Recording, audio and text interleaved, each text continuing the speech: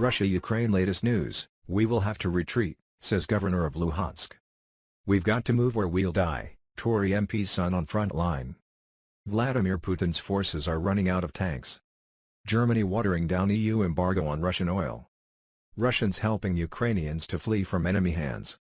Listen to the latest episode of our daily Ukraine podcast.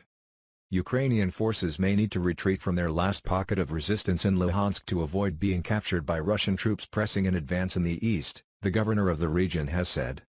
A withdrawal could bring Vladimir Putin closer to his goal of capturing Ukraine's Luhansk and Donetsk regions in full. His troops have gained ground in the two areas collectively known as the Donbas while blasting some towns to wastelands. Luhansk's governor, Sergey, said Russian troops had entered Severodonetsk, the largest Donbas city still held by Ukraine, after trying to trap Ukrainian forces there for days. Mr. Gaidai said 90% of buildings in the town were damaged. The Russians will not be able to capture Luhansk region in the coming days as analysts have predicted, Mr. Gaidai said on Telegram, referring to Severodonetsk and its twin city Lysychansk across the Siversky Donets River. "We will have enough strength and resources to defend ourselves. However, it is possible that in order not to be surrounded we will have to retreat."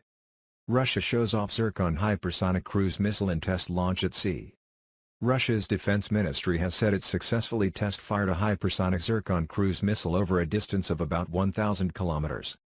The missile was fired from the Barents Sea and hit a target in the White Sea. Video released by the ministry showed the missile being fired from a ship and blazing into the sky on a steep trajectory. President Vladimir Putin has described the Zircon as part of a new generation of unrivaled arms systems.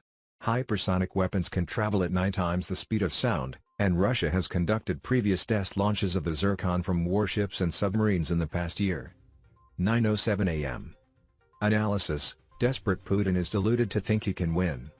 Insulated in his circle of yes-men, desperate to salvage his legacy, the Russian president is not ready to back down in Ukraine, writes Mark Galeotti. Vladimir Putin must feel a little smug. After months of bad news, his armies are inching forward in the Donbas and even Boris Johnson is admitting that they are making gradual, slow, but, I'm afraid, palpable progress. Global food and energy prices are also rising thanks not just to Western sanctions, but Russia's blockade of the Black Sea and closure of international pipelines. And Henry Kissinger, a diplomat famed for his sense of realpolitik, has suggested Moscow be allowed to hold on to some of its gains as the price of peace. These facts may have come as a shock to some, but it is not surprising that the Russians are making some progress on the ground.